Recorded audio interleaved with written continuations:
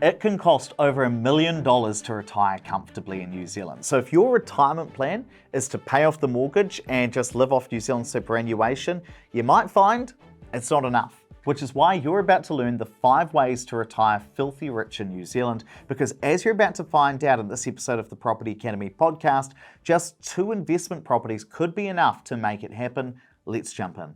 Now, before we get started, we've got to talk about what do we actually mean when we talk about filthy rich, because we're not talking about the top 1%, the Elon Musks, the Jeff Bezoses, the Nick Mowbrays, who's the richest man in New Zealand. We're kind of talking about the top 20% of retirees. Now, to get into the top 20% of over 65s, you've got to be spending about $1,600 a week or more. So if you're taking home and you're spending, just under $1,700 a week, then if you were in a room of 5 random people, you're going to be the one who's spending the most. I think that's going to be our benchmark for when we say filthy rich in this case.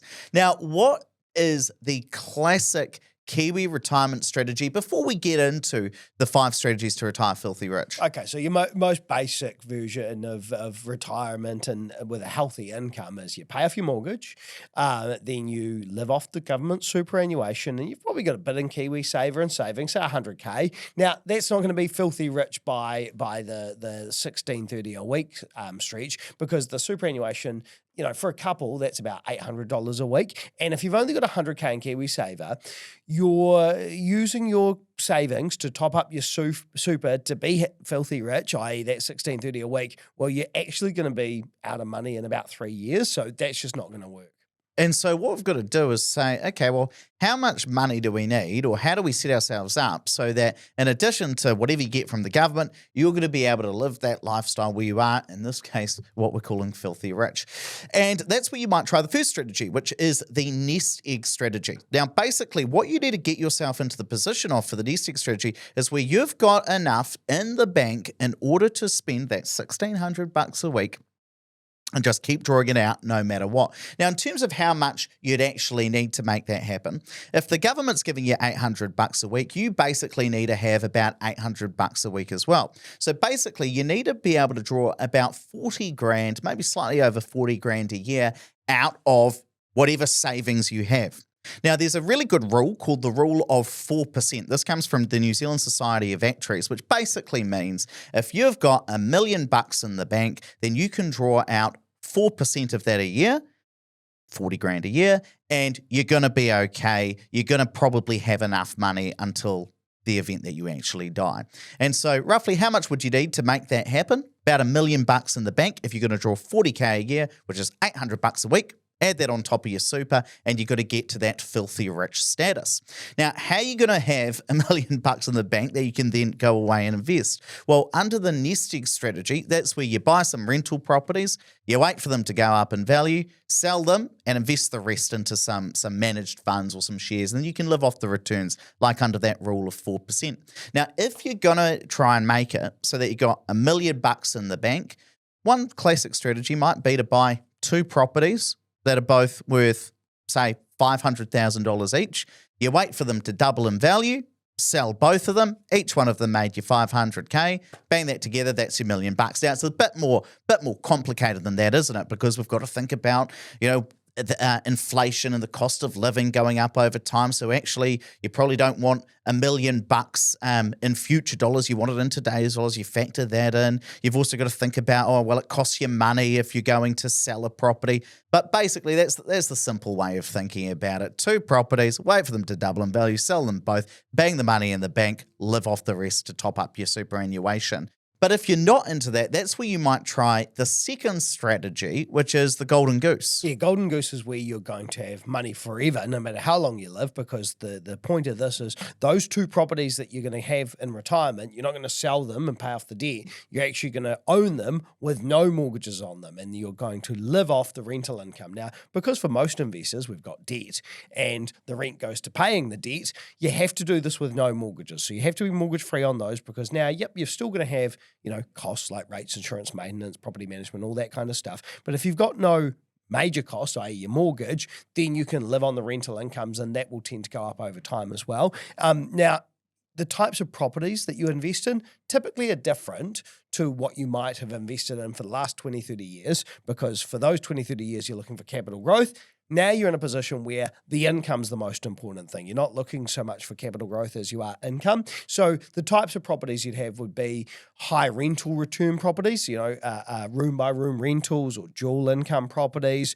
And also the other part to that is you don't just want to have one property where if you've got vacancy, you've got 100% vacancy. You want to have multi tenancies so that, if you have some vacancy, it's not your entire income that's gone. Again, things like student accommodation, boarding houses, dual income properties, they're the type of things that you want to do. Now, there's a couple of ways that you might do this. One way is you might buy a property and then pay it off over time, but that takes quite a lot of effort. It takes a lot of cash flow to be able to pay a mortgage down over time. So the way I would normally recommend people do this is you buy more properties than you need, and maybe some of those are yield, some of them are growth, and then when you get to the retirement phase, the time that you want to actually have the income, you sell those growth assets, you take the profits from those, rather than invest that money, you use that money to pay down your mortgages. Now you've got no mortgage.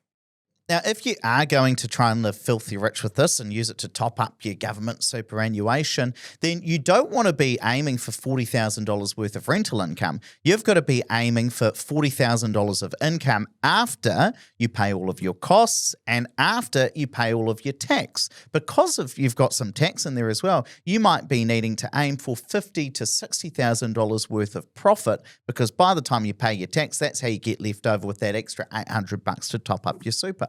Because of that, that's why we often say you're probably going to need 2 rental properties, which might be some dual key apartments or student accommodation, mortgage-free, so you can live off that rental income. But the good news about that, compared to the first strategy we talked about, is that if you have money in the bank or invested and you're gradually drawing down on that on spending it, it's going to run out eventually. But with the Golden Goose, if you're living off the rental income, well, you can keep on living for as long as you like, and that rental income's likely to still keep coming in, and then you still own some properties that might go up in value. Now, before you decide which of these 5 retirement strategies is going to work for you, one of the things I often recommend to people is jump on Opus Plus. This is our free online tool that lets you run the numbers on any investment property, and you can now actually create your own wealth plan and use the nest egg strategy and use the Golden Goose strategy and figure out, well, what does filthy rich look like for you, and what about your Kiwi saver and all of the other investments? Are you going to be on track for that kind of lifestyle that you want? So you can just click the link below in the description and this will let you get started. Now, the third strategy to get to retire filthy rich is downsizing. Now, often when you're say 45 years old, you might be having some kids, and so often that's where you upgrade to a bigger family home. And that also happens because typically at 45, you're at peak earning age, your kids are little and or starting to grow up, you want more space away from them. Maybe they need a bigger backyard, and you really want your bedroom to be on the other side of the house so you don't have to listen to them all the time. Now, once they leave the nest, though, why are you laughing at that? Like, for the man with no kids giving the housing, I mean, you're not wrong. You do want them on the way on the other side of the house. That's correct. Well, I know that I'm correct about this. I was at a friend's wedding over the weekend just gone, and we went down to their parents' house. The house is bloody enormous, and he made a point of showing me that the parents' room is on one side, the kids on the other side.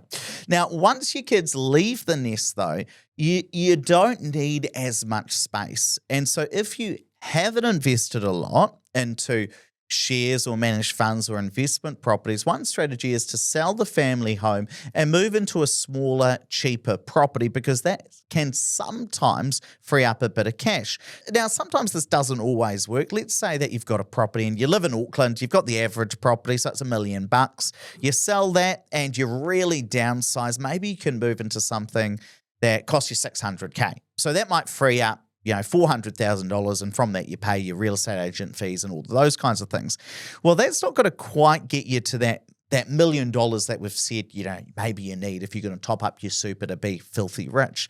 But what I have seen some people do, and it's the odd person, is maybe they sell their expensive property in Auckland for maybe a little bit over $1 million, and then they buy in a really cheap town like Otorohanga or Tikawiti, which is down in the Waikato. Now, the nicest house in Tikawiti is not going to be that expensive. So after you pay back any mortgage and you move into that house, maybe you do have enough to get you into that top 20%. But Andrew, there is a fourth way to retire filthy rich without having to sell your house. What is it? Yeah, I mean, to be fair, if it were me and I was living in Auckland, I had my friends and my family in Auckland, I like my restaurants and bars there, I'm not going to move to the middle of nowhere. So I'd rather find a way of making money from my existing house. So one thing that I've seen investors do, if they've got a nice house and they've got a big backyard and they don't need the big backyard for the kids anymore because the kids have left home, well, maybe you put a minor dwelling on that. And so, that might cost you a couple of $100,000, but you can create additional income from that. I've got a great example actually from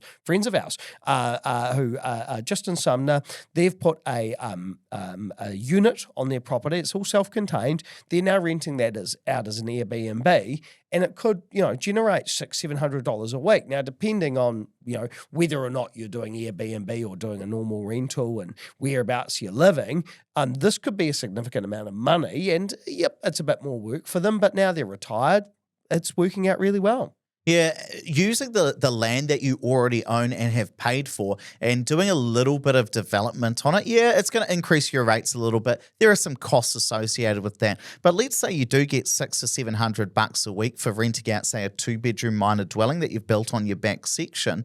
By the time you pay all of your costs, maybe you get $500 a week out of that. And then in addition to some of these other strategies we're talking about, that could make a big difference. But if you haven't invested a lot throughout your 40s and 50s and you're getting closer to retirement and you're like, all we've really got is our main home with a bit of land, maybe this is a strategy that is going to work with you to start supplementing like the income that you're going to get from your super or some of the other investments that you might have if you do have a little bit of KiwiSaver.